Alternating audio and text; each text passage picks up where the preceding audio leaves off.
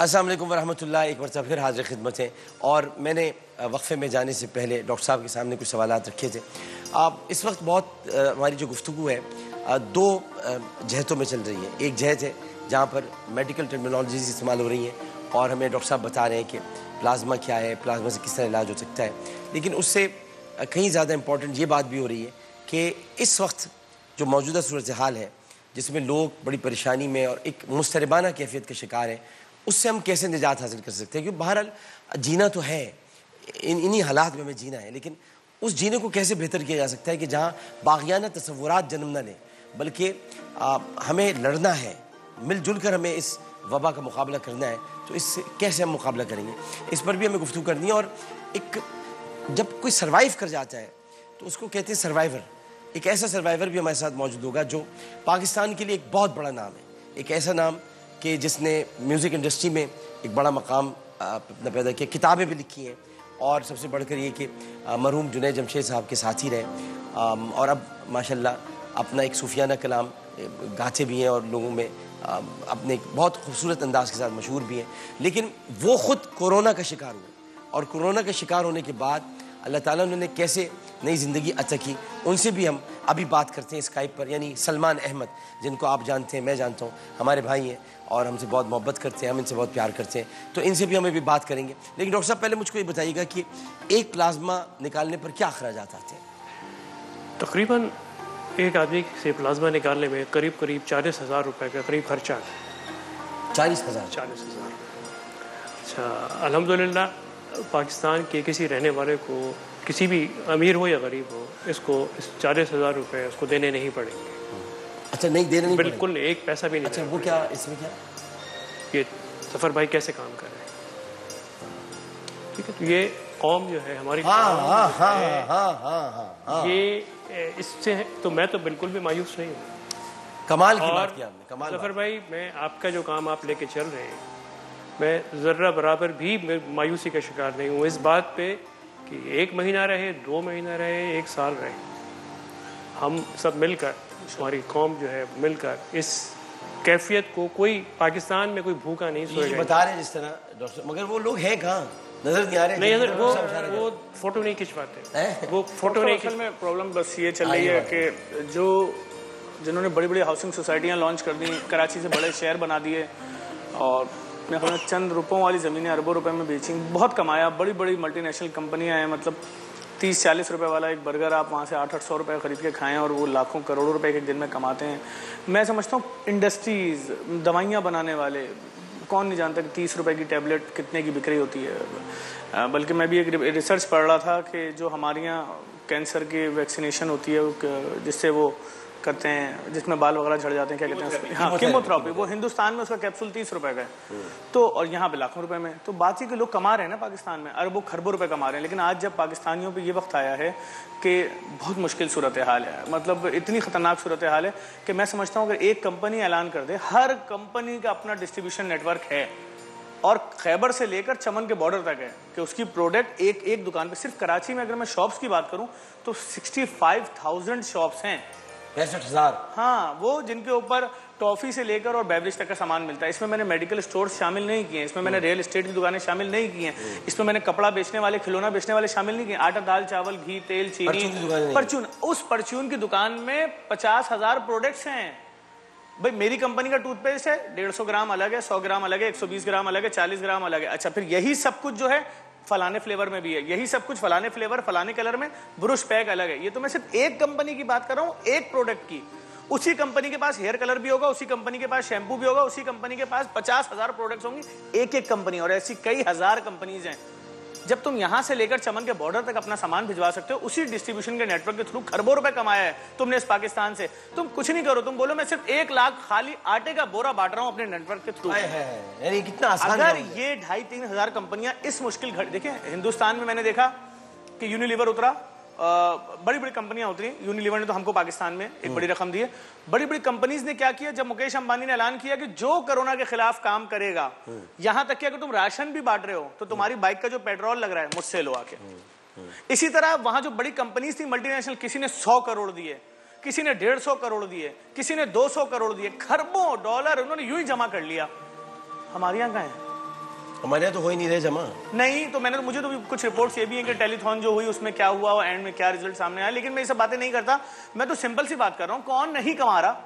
کیا اسی شہر کے اندر, اسی ملک کے اندر 30-30 ہزار روپے کی لونیں نہیں بکتی ایک ایک عورت کی بغیر سلی ہوئی؟ بالکل بکتی ہے. کیا اسی شہر میں دلہنوں کے غرارے شرارے 40-40 لاکھ روپے کے نہیں بکتے؟ تو جو بیچ رہے ہوتے ہیں وہ کون سا اس میں کوئی چیز کہیں سے لا رہے ہیں؟ یہی کپڑا ہے, سب کچھ ہے, تمہاری محنت ہے, لیکن تم اپنے برانڈ کے پیسے لے رہے ہو. آج اس ملک پہ, اس شہر پر برا وقت آیا ہے. کتنے انڈسٹریل ایریا میں آپ کو گنوانا چاہوں, میں نہیں گنوا سکتا.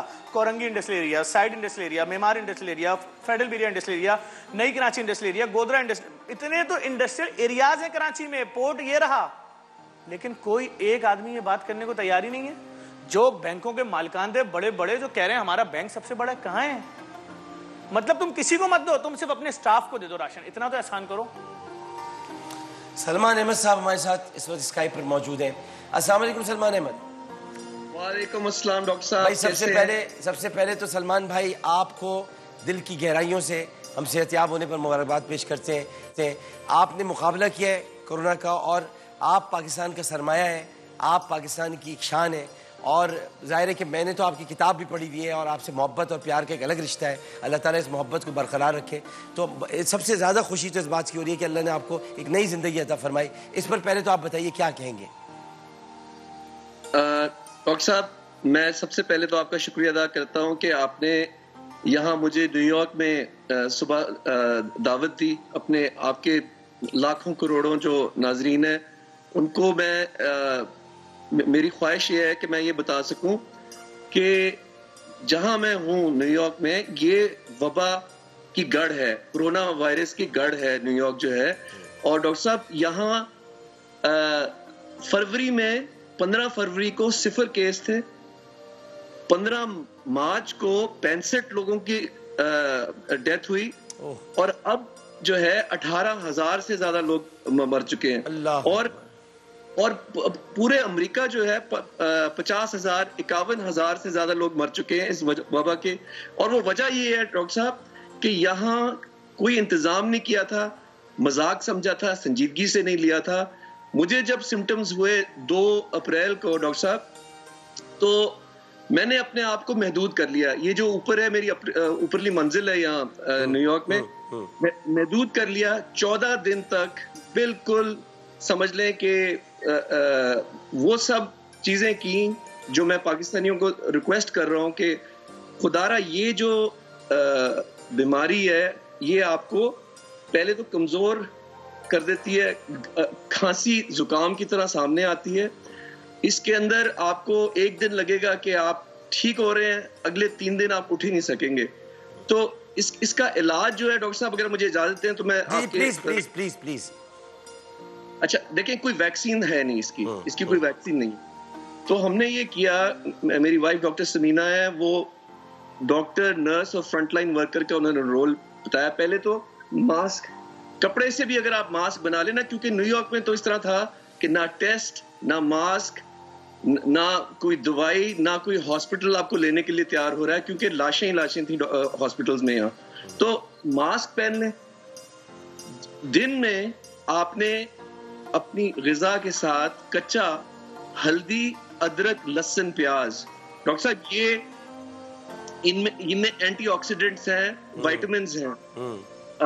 حضور صلی اللہ علیہ وسلم نے یہ بات بتائی کہ کلونجی کے 6 دانے روز گرم کے ساتھ.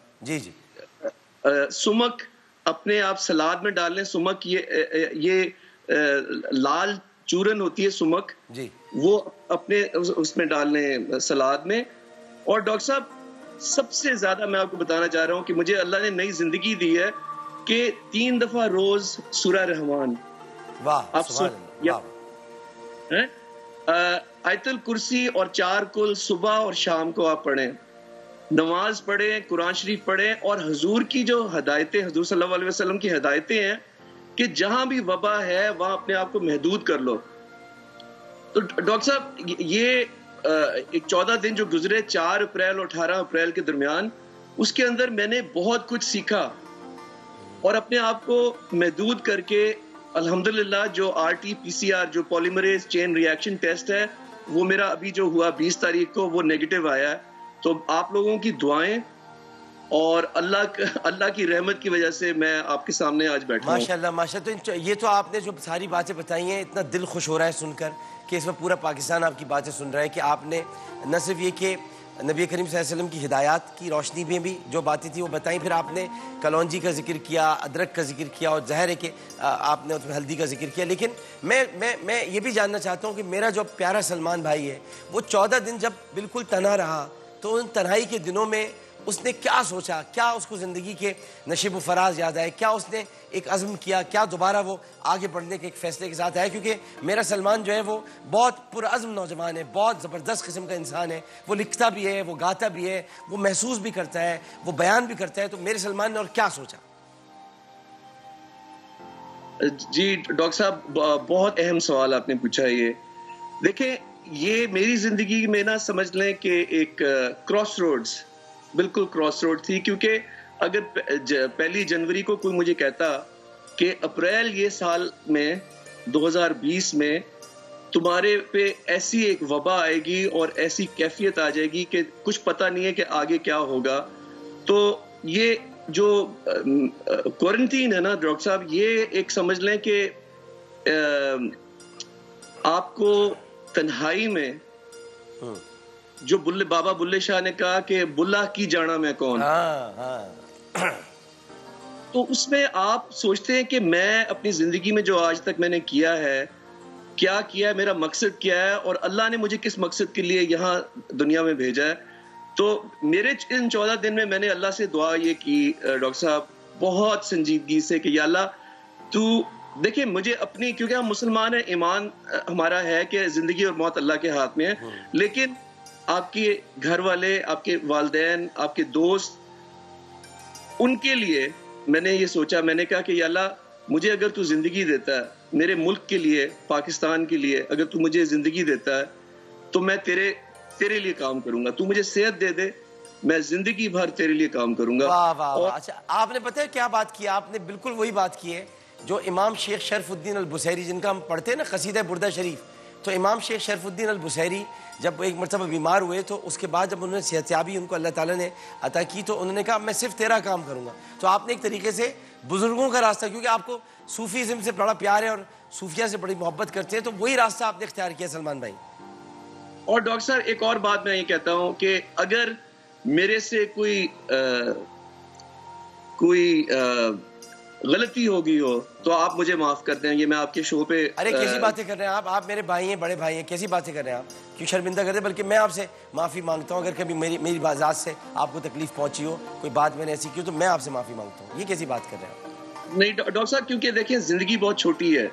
یہ آپ نے شروع میں جب بات کر رہے تھے تو آپ نے ہمارے شہید دوست جنید جمشید کا بھی نام لیا.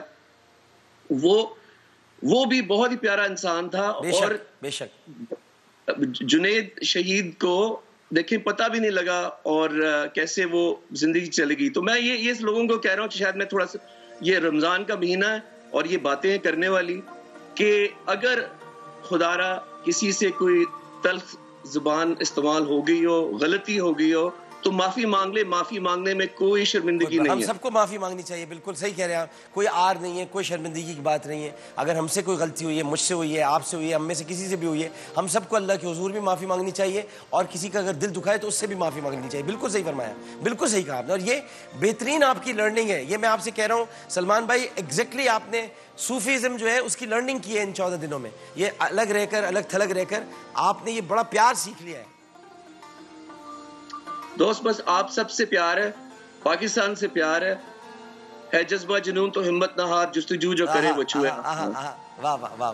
انشاءاللہ ہے جذبہ جنون تو ہمت نہ ہار. اور یقیناً ہمارے سلمان احمد جیسے لوگ پاکستان میں جب تک موجود ہیں, ان کی آواز جب تک گونجتی رہے گی تو یہ جذبہ جنون انشاءاللہ اسی طرح سے آواز دیتا رہے گا. اسی جذبہ جنون نے پاکستان ہمیں دلایا, یہی جذبہ جنون ہمیں کورونا سے بھی نجات دلائے گا. بہت بہت شکریہ سلمان احمد ہم سے گفتگو کرنے کے لیے. اللہ تعالیٰ آپ کو ساتھ خیریت کسی طرح سلامت رکھے, اور آپ کا سایہ ہم پر تا دیر سلامت رہے, آپ کے گھر والوں پر سلامت رہے, آپ کی بیوی بچوں پہ سلامت رہے, آپ خوش رہیں, خوش و خرم رہیں. بہت بہت شکریہ آپ کا. بہت شکریہ صاحب, آپ کی طرف آ جاتے ہیں. یہ بتائیے کہ اب شروع کرنے میں کیا رکاوٹ؟ جب 40,000 روپے کوئی خرچہ ہی نہیں ہے تو رکاوٹ کیا ہے شروع کرنے میں؟ کوئی نہیں ہے. دیکھیے یہ اسٹینڈرڈ علاج نہیں ہے نا، یہ ایک تجرباتی علاج ہے. تجرباتی علاج دنیا میں کہیں پہ بھی شروع ہو کسی بھی دوا کا کسی بھی قسم سے، تو اس کا ایک طریقہ کار ہوتا ہے، اس کی ایک ریگولیٹری اور ایتھیکل اپروولز ہمیں چاہیے ہوتی ہیں، وہ الحمدللہ مل گئی ہیں. جو drug regulatory authority of Pakistan سے اپروول مل گئی ہے، حکومت پاکستان سے اپروول مل گئی ہے،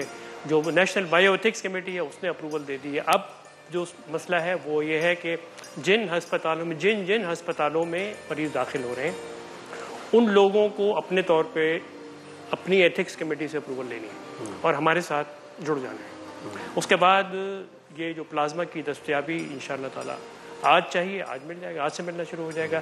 ہم نے اپنا کام شروع کر دیا، جمع کرنا دعوت دے رہے ہیں، آپ کہہ رہے ہیں. میں تو سب سے پہلے تو ان افراد کو آپ کے شو کے توسط سے ان تمام لوگوں کو دعوت دے رہا ہوں اس بات کی کہ جو ریکور ہوتے جا رہے ہیں تو کہ اللہ کے واسطے اپنے بھائیوں اور بہنوں کی جانیں بچانے کے لیے آگے آئیں، اپنا پلازما ڈونیٹ کریں. آپ کراچی کے رہنے والے ہیں NIBD آ جائیے، آپ سکھر کے رہنے والے ہیں سکھر میں جو ریجنل بلڈ سینٹر ہے وہاں چلے جائیے، آپ جام شورو کے رہنے والے ہیں حیدرآباد کے رہنے والے ہیں تو جو لمز جام شورو میں جو سینٹر ہے وہاں چلے جائیے، لاہور کے رہنے والے ہیں یونیورسٹی آف ہیلتھ سائنسز چلے جائیے، اسلام آباد کے رہنے والے ہیں PIMS چلے جائیے. تو ملک میں آپ کہیں بھی کسی صوبے میں بھی رہتے ہوں یہ آپ اپنا پلازما کہیں پہ بھی ڈونیٹ کر سکتے ہیں. اور جب ایک دفعہ پلازما ڈونیٹ ہو کے جمع ہونا شروع ہو جائے گا اس کے بعد جہاں جہاں حکومت کے متعین کردہ کرونا وائرس کے سینٹرز بنے ہوئے ہیں وہاں کے ڈاکٹرز جس مریض کو مناسب سمجھیں گے کہ ہاں اس کو ضرورت ہے، یہ وہ کینڈیڈیٹ ہے جس کو اس سے فائدہ ہو سکتا ہے، تو وہ پلازما وہاں سے ایشو کروا کے مریض میں لگوا دیں. بالکل صحیح. کچھ آخر میں کہنا چاہیں گے ظفر بھائی؟ بس میں یہی کہنا چاہوں گا جہاں لوگ اپنے بچوں کے لیے تیاریاں کر رہے ہوں گے، عید کی شروع ہو جاتی ہیں اور افطاری سحری کی تیاریاں چل رہی ہیں، وہاں اپنے اڑوس پڑوس اور اپنے پرانے محلے والوں کا ضرور خیال رکھیں. لوگ انتہائی مشکل میں پریشان ہیں، تکلیف میں. ظفر عباس جعفری نے جو نقشہ کھینچا ہے اور جو منظر کشی آپ کے سامنے کی ہے وہ بڑی دردناک ہے، اور یہ منظر کشی ہم سب کی منظر کی گواہی دے رہی ہے جو ہمارا منظر ہے. اور منظر یہی ہے کہ ہم سب اس وقت پریشانیوں میں مبتلا ہیں، لیکن یہ ممکن نہیں ہے کہ ہم کسی دوسرے کا خیال نہ کر سکیں. یہ ممکن نہیں ہے، آپ رہ نہیں سکتے. آپ ایک ایسی قوم ہے کہ آپ کی جو بود و باش ہوئی ہے وہ اسی بنیاد پر ہوئی ہے کہ آپ ایک دوسرے کا خیال کرتے ہیں. ایک آپ عجیب قوم ہے، ایک عجیب و غریب قوم ہے. آپ اپنا درد بھول جاتے ہیں لیکن دوسروں کا درد خیال کرتے ہیں. عجیب و غریب قوم کے عجیب و غریب نمائندے یہاں بیٹھے ہیں، ظفر عباس جعفری جیسے، جو اپنے گھر کی فکر نہیں کی، ایک دفعہ بھی یہ نہیں بتایا کہ میرے گھر کے کیا حالات ہیں. فکر ہے تو دوسروں کے گھر کی فکر ہے. ڈاکٹر طاہر شمسی، عجیب و غریب قوم کا ایک عجیب و غریب ڈاکٹر جو ایک پلازما سے علاج دریافت کرتا ہے پوری دنیا میں اور متعارف کراتا ہے. اسے فکر ہے کہ کس طرح پاکستانی نہیں بلکہ پوری دنیا صحت یاب ہو جائے. ایک عجیب و غریب قوم ہے ہم. تو اس عجیب و غریب قوم کے اس عجیب سلسلے کو برقرار رکھیے اور لوگوں سے محبت، پیار اور فاصلہ رکھتے ہوئے دلوں کے فاصلے کو ختم مت کیجیے، لیکن فی الحال سوشل ڈسٹینسنگ رکھیے، لیکن دل میں جو فاصلے ہیں ان کو کبھی بھی بڑھائیے گا مت، انہیں ہمیشہ کم کیجیے گا. ایک وقفہ لیتے ہیں. بہت بہت شکریہ آپ کا، بہت بہت شکریہ ڈاکٹر صاحب آپ کا. اور ایک وقفے کے بعد حاضر ہوتے ہیں. السلام علیکم ورحمۃ اللہ.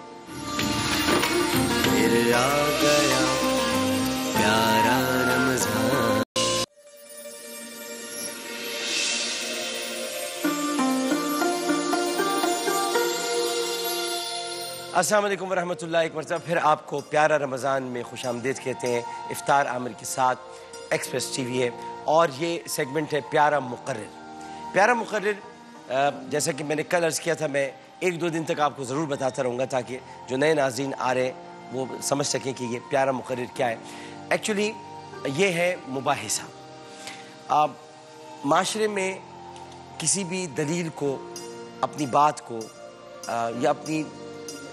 یا اپنے نظریے کو یا اپنی لاجک کو منوانے کا جو سب سے خوبصورت طریقہ ہمیں صرف ایک سماج سے نہیں بلکہ کئی سماجوں سے ہمیں یہ ملا ہے کہ اس کو عربی میں کہتے ہیں حوار، اردو میں کہتے ہیں ڈائلاگ، انگلش میں کہتے ہیں ڈائلاگ اور اردو میں کہتے ہیں اس کو مباحثہ.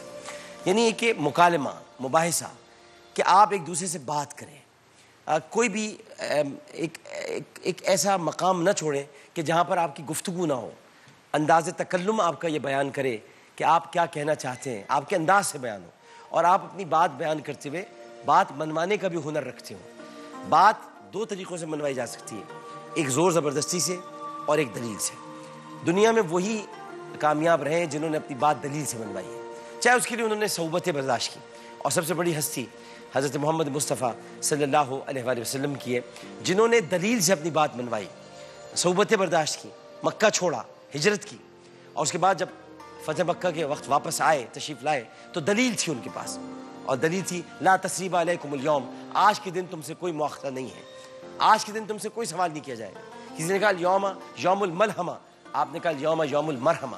کسی نے کہا آج بوٹیاں اڑانے کا دن ہے، آپ نے کہا آج رحم کرنے کا دن ہے۔ تو یہ مکالمہ ہوتا ہے، یہ مباحثہ ہوتا ہے جس کی بنیاد پر آپ آگے بڑھتے ہیں۔ تو آج مباحثے کا موضوع ہے ہمارا چمن اجڑ گیا، یہ قرارداد ہے مباحثے کی۔ مباحثے میں ہمیشہ قرارداد پیش کی جاتی ہے اور پھر رائے لی جاتی ہے۔ میں نے یہاں پر کل بھی جو قرارداد پیش کی تھی کوئی رائے نہیں لی، آج بھی رائے نہیں لوں گا۔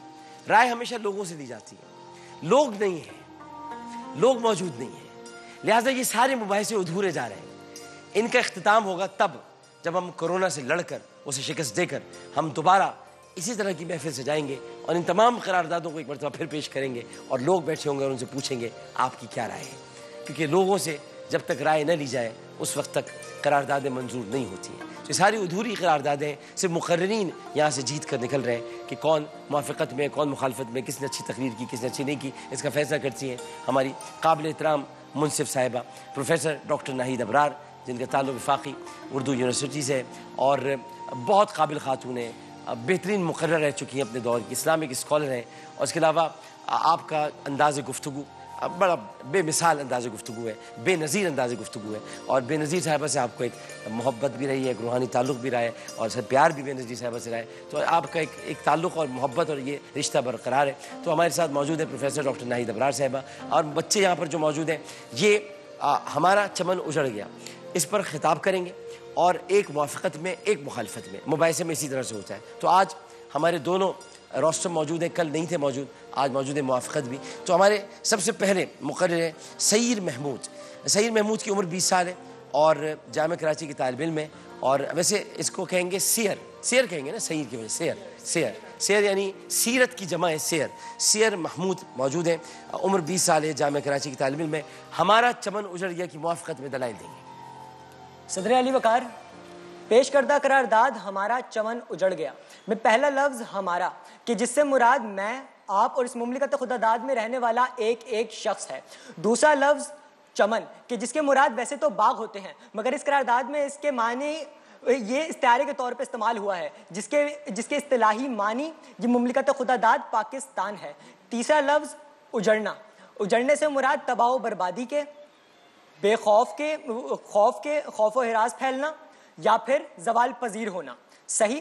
تو آخری لفظ گیا سے مراد، گیا اس قرارداد کی حق بندی کرتا ہے اور اس بات پہ دلالت کرتا ہے اور یہ مفہوم پیش کرتا ہے کہ یہ 22 کروڑ آبادی کا ملک پاکستان زوال پذیر ہو چکا ہے۔ صدر علی وقار، اگر اس قرارداد پہ ہم منطقی اعتبار سے دیکھیں تو ہر چیز کا ایک بنیادی عنصر ہوتا ہے، اگر اس کے اندر سے وہ بنیادی عنصر نکال دیا جائے تو وہ زوال کا شکار ہوتی ہے۔ جیسے کہ صدر علی وقار اس ٹرانسمیشن کے بنیادی عنصر ہیں، اگر آپ کو اس ٹرانسمیشن سے نکال دیا جائے تو یہ ٹرانسمیشن زوال کا شکار ہوگی۔ ویسے ہی وہ ملک پاکستان جو کہ لا الہ الا اللہ کے نام پہ حاصل کیا، اس کے نظام میں سے اگر ہم اسلام نکال کے سیاسی نظام ایڈم اسمتھ کا لائیں اور معاشی نظام میکھولے کا لائیں اور عدالتی نظام سیکسنز کا لائیں تو صدر علی وقار یہ قرارداد اسی وقت منطقی اعتبار سے منظور کی جائے۔ پھر صدر علی وقار بات کرتے ہیں فلسفے کی۔ صدر وقار اگر فلسفے کے لحاظ سے دیکھیں تو میلکم کے فلسفے کے مطابق زوال کسی ملک کا اس کے اخلاقی، خاندانی اور روحانی طور پہ ہوتا ہے، اور بدعنوانیت وغیرہ محض اس زوال کے اثرات ہوتے ہیں، وجہ نہیں۔ تو صدر علی وقار حالیہ ایمنسٹی انٹرنیشنل کی رپورٹ کے اعداد و شمار کے مطابق پاکستان 2016 سے ابھی تک پاکستان میں طلاق کی شرح 48% ہر سال بڑھی ہے، جو کہ اس بات کی واضح دلیل ہے کہ پاکستان کا خاندانی نظام زوال کا شکار ہے۔ پھر صدر علی وقار اخلاقیات کی بات کرتے ہیں۔ صدر علی وقار، ہم تو وہ منافق لوگ ہیں جو لوگ جامعۃ الازہر جیسے ادارے پاکستان میں بننے پہ، جن میں جامعۃ الرشید، جامعۃ الانوار اور شیخ زاید جیسے ادارے شامل ہیں، ان کے اوپر فخر کا اظہار تو کرتے ہیں مگر انہی میں پڑھنے والے بچوں کو پاگل سمجھتے ہیں۔ اور صدر علی وقار، ہم اگر روحانی طور پہ دیکھیں تو یہ وہ قوم ہے کہ جسے ایک بال کی بانگے دراں اور بالے جبریل نہیں چاہیے کہ ان کے ہاتھوں میں ایمسٹرڈیم کے رسالے تھماؤ کہ یہ لوگ دنیا سے ہر کام میں پیچھے رہ گئے، مگر حالیہ گوگل کی رپورٹ کے مطابق یہ لوگ फैश फिल्में देखने में पहले नंबर पे निकले तो सदर अली वकार रूहानी जवाल, इखलाकी जवाल और खानदानी जवाल को मद्देनजर रखते हुए इस फलसफे की रूह बनती है और इस फलसफे की रूह से ये करारदाद मंजूर की जाती है। और सदर अली वकार आए एक और बात करते हैं, जवाल क्या होता है? सदर अली वकार, जवाल वो अमल है जो किसी कौम पे कई दहाइयों में आता है, अचानक नहीं आता। और ये इस चमन का जवाल तो उसी दिन शुरू हो गया था कि जिस दिन इस चमन को बनाने वाले लियाकत अली खान को मार दिया गया कि सदर अली वकार उससे भी जी नहीं भरा, तो हमने अपने हाथों से अपने वतन के दो टुकड़े कर डाले, वतन तो अलग कर दिया, बांग्लादेश अलग कर दिया, पाकिस्तान अलग कर दिया। और मुझे मालूम है सदर अली वकार, मुझे मालूम है कि अभी आने वाले मुकर्रर आएंगे और चंद खूबसूरत मिसालें देके आपके अकल पे पर्दा डालना चाहेंगे कि हमारा मुल्क उजड़ा नहीं है। तो उन्हें बता दीजिए कि ये यहाँ पे लूटमार है, कत्लो गारत है, जीना झपटी है, लूटमार है, अगवा बराए तावान है, बेरोजगारी है, गुर्बत है, जहालत है, मिलावट है। एक तरफ आइन की पामाली होती है तो दूसरी तरफ कानून रोन दिए जाते हैं। एक तरफ आटा माफिया, चीनी माफिया इंसान को जलील करता है, इंसानियत को जलील करता है, तो दूसरी तरफ लोग यूटिलिटी बिलों से बिल आते हैं, टैक्सों की मार खाते हैं, बसों और वैगनों में कुबड़ा बनकर जाते हैं। अलगर्ज सारा अखलाकी और समाजी ढांचा जमीन बॉस है, क्योंकि हम ज़ौफ़े इंसानी का शिकार हैं, क्योंकि हम ज़ौफ़े ईमानी का शिकार हैं। और सबकी वजह महज यही है कि हाँ, हमारा चमन उजड़ चुका है। आए जमहूरियत की बात करते हैं। आज की जदीद और रोशन तरीन दुनिया में जहां पे अददी बर्तरी को जमहूरी ताकत माना जाता है, जो जमहूरी ताकत कमजोर ज़ईफ अवाम के पास होती है, मगर अवाम को इस ताकत का कोई फायदा नहीं। क्यों? क्योंकि अमीर तर हो रहा है, गरीब तर। माशी तकसीम इंसान को तकसीम कर रही है, इंसानियत को तकसीम कर रही है। और ऐसे हालात में महफिलें लुट जाती हैं, जज्बात दम तोड़ जाते हैं, झिलमिलाते हुए अश्कों की लड़ी टूट जाती है, लब हिलते हैं, मगर हल्फे शिकायत दम तोड़ जाते हैं। सदर अली वकार अभी आने वाले मुकर्रर आएंगे और बिलखसूस जेडीसी, इदी, चीपा जैसे एनजीओ का जिक्र करेंगे और कहेंगे कि जब इनकी सरबराही में हमारा मुल्क जवाल पजीर नहीं हो सकता। मगर इनको मैं बताता चलूं कि एक जवाल पजीर मुल्क की निशानी ही यही है कि उस मुल्क में निगहबानी की कुंजी किसी गैरों के हाथ में थमा दी जाए। जो निगहबान हैं वो निगहबानी नहीं करते और जो आम जनता है वो निगहबानी करती है। तो इसकी इससे अच्छी मिसाल और मैं क्या दूं कि इनकी अपनी ही दलील इन्हीं के केस पे उल्टी साबित होती है। और सदर अली वकार अक्स उम्मीदों के बुझे जली दिल की सदा, न जाने किस देश जलाई गई आहों की चिता, न जाने किस देश उठा है तमन्नाओं का वबर, न जाने किसने लगा दी है जनाजों की कितार। जिसने बनाया था ये मुल्क गरीबों के लिए, उससे पूछो कहां है गरीबों का निजाम।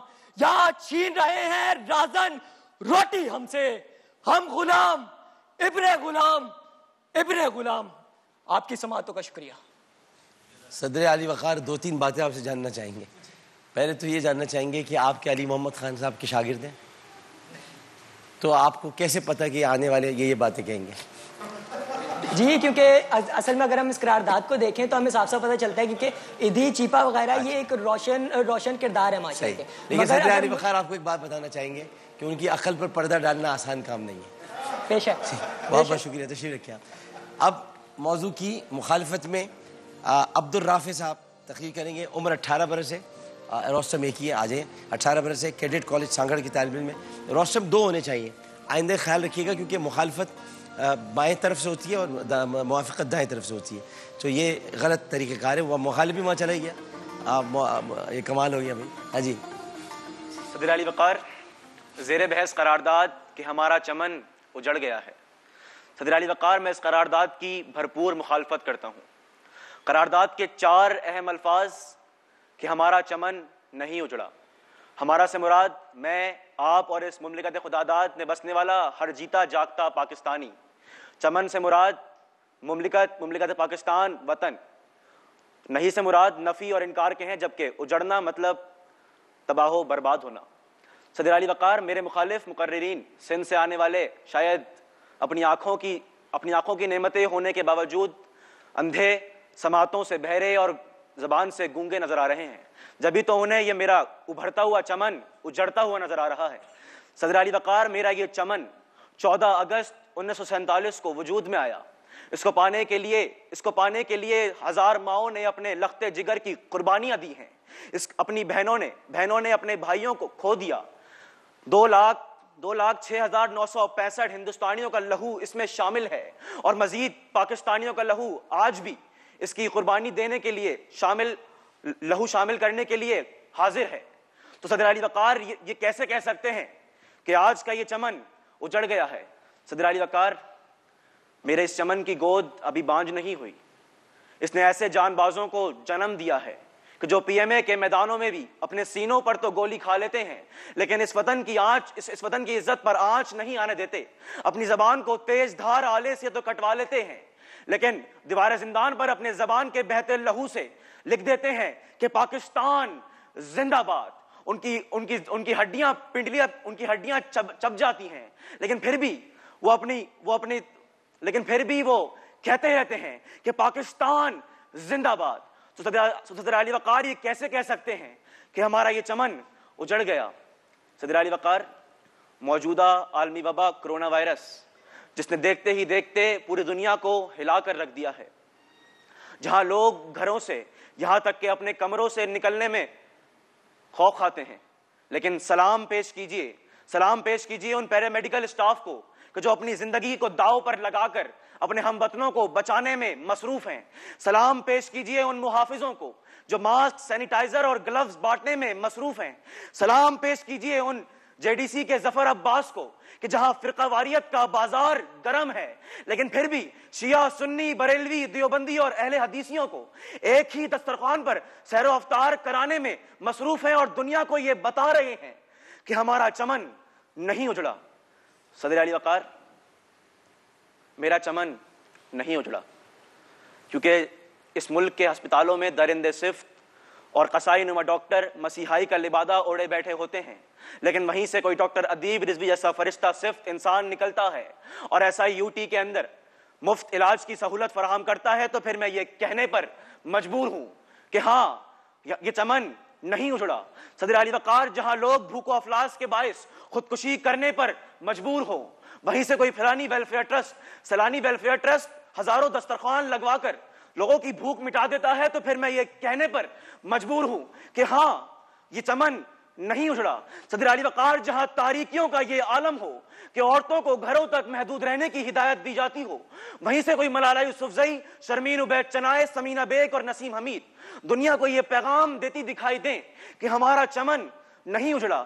علی وقار، جہاں کے سیاستدان سب کچھ کھا جانے پر مبنی ہوں وہیں کوئی ایدھی نکلتا ہے اور اپنا سب کچھ قربان کر دنیا کو یہ بتا دیتا ہے کہ ہمارا چمن نہیں اجڑا. صدر علی وقار، جہاں جہالت کا یہ عالم ہو کہ کئی اسکول مویشیوں کی آماج گاہیں بنی ہوئی ہوں وہیں سے کوئی علی معین نوازش ایک سال میں 21 مضامین میں A1 گریڈ لا کر عالمی ریکارڈ قائم کر دیتا ہے تو پھر میں یہ کہنے پر مجبور ہوں کہ ہاں، یہ چمن نہیں اجڑا. محترم، معاف کیجیے گا کہ آپ کہہ رہے تھے کہ آپ سے صدر علی وقار کو مخاطب کریں. محترم کو صدر علی وقار، ہمارے مخالف مقررین کہہ رہے تھے کہ یہ چمن اجڑ گیا ہے. یہاں پر اگر یہ چمن اجڑا ہوتا تو آپ یہاں آ کر اپنی رائے کا اظہار نہیں کر سکتے تھے. صدر علی وقار، اگر یہ چمن اجڑا ہوتا تو ڈیفنس جیسے پوش علاقوں سے حسن اور شیری نام کے نوجوان نہ نکلتے اور اسٹریٹ اسکول قائم کر کے غریب بچوں کو مفت معیاری تعلیم نہ فراہم کرتے.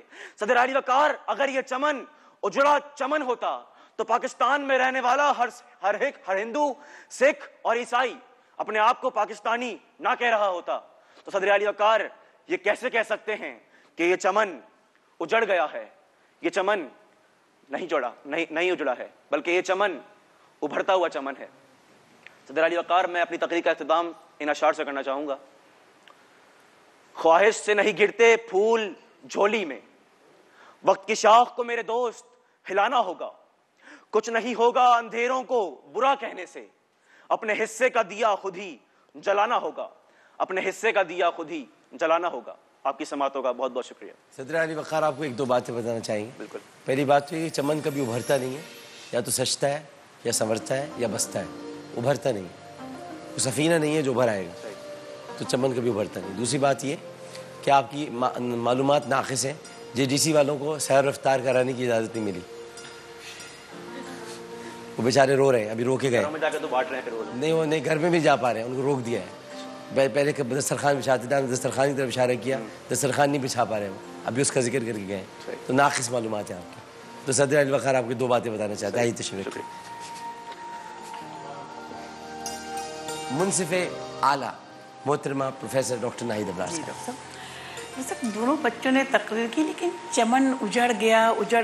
اتنی کم عمری میں تو اجڑنے کی بات ہی نہیں کرنا چاہیے کہ منزل کی تمنا ہے تو درکار ہے جرت, ٹھوکر سے ہٹا دیجئے جو سنگ گراؤں. دیکھیے اسی قوم نے عامر لیاقت جیسے بیٹے بھی پیدا کیے ہیں. جب ان کی ٹرانسمیشن ہوتی ہے, میں نے کل ان کی سحری ٹرانسمیشن بھی دیکھی اور افطار ٹرانسمیشن بھی دیکھی, تو میں صرف اپنے بھائی کے لیے, میرے شاگرد بھی ہیں, کہ حاسد جلن کی آگ میں یوں ہی جلا کرے, وہ شمع کیا بجھے جسے روشن خدا کرے. تو اللہ رحمت نازل فرمائے.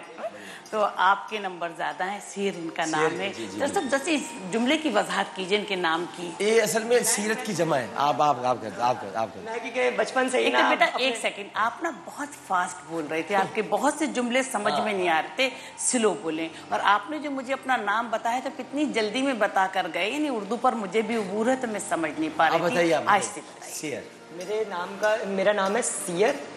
سیرت کی جمع ہے سیر, صحیح ہے. اور یہ جو سیر کا مطلب ہے بہت سی خوبیوں کا مالک. اور میں بچپن سے میں فیس کرتا آ رہا ہوں, تقریباً ہر شخص میرے سے یہی پوچھتا ہے یہ سیر کس نے رکھ دیا نام, تو ویسے میں سمجھ سکتا ہوں. یہ سیرت کی جمع کو کہتے ہیں. اور لاتعداد خوبیاں جن سے مزین کوئی شخصیت ہو اس کو سیر کہا جا سکتا ہے. تو ماشاءاللہ یہ خوبیوں کے مالک ہیں. اور سب سے بڑی خوبی تو ان کی یہ کہ انہوں نے وزن ابھی سے اپنا کنٹرول کر رکھا ہے, تو یہ سب سے بڑی ان کی خوبی ہے. اور ڈاکٹر صاحب مطلب بس ان کو آپ تو بہت اچھے, ان کو بس یہ نصیحت کریں کہ جب ڈیبیٹ بولی جاتی تو تھوڑا سا سلو انداز میں, تاکہ منصف کو بھی سمجھ میں آئے. حالانکہ بہت اچھا بول رہے تھے لیکن الفاظ بہت تیز تھے اپنے, وہی تو. اور انہوں نے بھی اچھا کیا, لیکن چونکہ کل بھی میں نے کہا تھا ratification is not the best qualification for the debate competition. تو ان کا بھی مسئلہ یہی تھا کہ رٹا لگا کے آئے تھے, تو جہاں رٹا بھول رہے تھے وہاں وہ مسئلہ ہو رہا تھا. یہ پڑھ کر آئے تھے, رٹا انہوں نے بھی لگایا تھا, لیکن ان کا رٹا جو تھا وہ بڑا کامیاب رٹا تھا. لیکن ڈاکٹر صاحب کسی فورم پر جا کر بولنا بھی بہت آنر کی بات ہوتی ہے, اور دل چھوٹا نہ کریں. دونوں نے بہت اچھا بولا, زندگی میں بھی بہت مراحل طے کرنے ہیں آپ نے, دل چھوٹا نہ. بالکل جی. ان کی جو وہ تھی ڈیبیٹ جو تھی اس میں ایک ایشو تھا, انہوں نے کہا آواز تھوڑی اونچی, ان کی آواز. جی ڈاکٹر صاحب ایک چیز پوچھنا چاہوں گا. انہوں نے ایک بڑی عجیب سی بات کی کہ ہر سال 2016 سے لے کر ہر سال 48% طلاق کی ریشو بڑھ رہا ہے. اگر آپ 2016 سے 2020 تک جائیں تو پورے پاکستان طلاق ہو گیا. بات نہیں کی, پتہ نہیں کتنے لوگ متعلقہ نکل آتے ہیں. ہاں 48 متعلقہ کے بجائے متعلقہ نکل آتے ہیں. تو اس لیے میں نے جس شرح جو آپ لے کر چلے ماشاءاللہ 48% طلاق کی شرح, تو ابھی تو تمہارا گھر بھی نہیں بسا, تم ہمارا بھی دوسرا توڑواؤ گے کیا. تو یہ کہ اس کو ذرا ہاں تو ٹھیک ہے, مگر بہرحال آپ کہتی ہیں سیاست جو ہے. تو پروفیسر ڈاکٹر ناہید ابرار صاحبہ جو کہ منصف اعلیٰ ہے, ان کے فیصلے کے مطابق سیر محمود جو ہے وہ اگلی مرحلے کے لیے چلے گئے. اور ہمارے جو دوسرے مقرر ہیں جناب عبدالرافع صاحب, وہ یہاں سے آج اپنا گفٹ لے کر جائیں گے. لیکن آپ دل چھوٹا نہیں کریں, ابھی بہت مقامات آنے, ابھی بڑے مقابلے ہونے, انشاءاللہ تعالیٰ آگے جائیں گے. یہیں پر ہم اس سیگمنٹ کو اختتام پذیر کرتے ہیں. ایک وقفے کے بعد حاضر ہوتے ہیں. السلام علیکم ورحمۃ اللہ.